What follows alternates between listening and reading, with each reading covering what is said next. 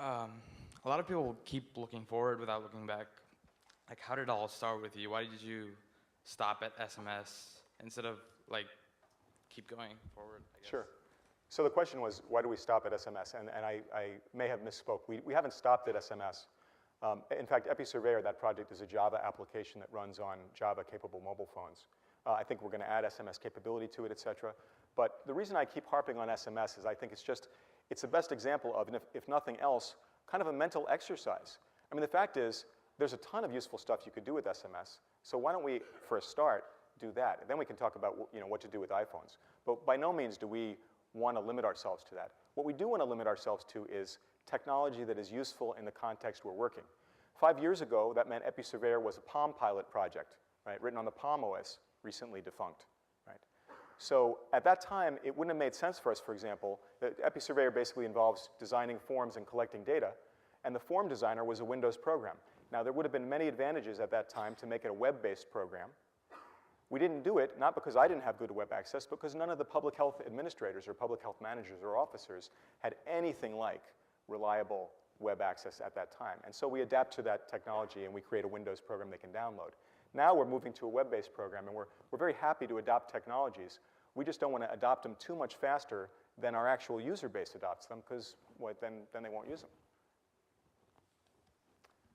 Am I allowed to keep asking questions or answering questions from here? Thanks.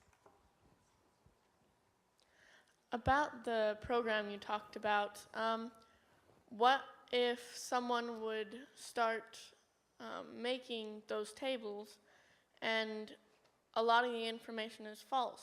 How would we control that if that happened? It's a great question, and I think what you've just described is the current state of the internet, right? You know, a lot of information on the World Wide Web, and some of it's true.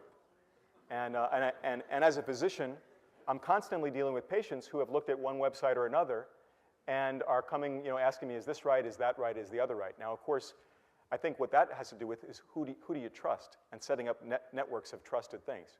Someone comes up to me in the street and tells me, gives me some piece of information, or asks me to borrow money, I'm going to react in a certain way, whereas if someone that I know, if Michael, for example, again, asked me to borrow some money, I'll do that after tomorrow. Sorry, you were looking at me, so I had to use you. Again, so you develop these groups of these trusted things. My patients understand that, I encourage people to look for information on the internet, and I'm happy to openly discuss that with them when they come to me, and they do trust me enough to do that. I think you're going to have exactly the same thing no matter what the communications network is. Do you read what you believe in the newspaper, or do you believe what you read in the newspaper? Are there still newspapers? Right.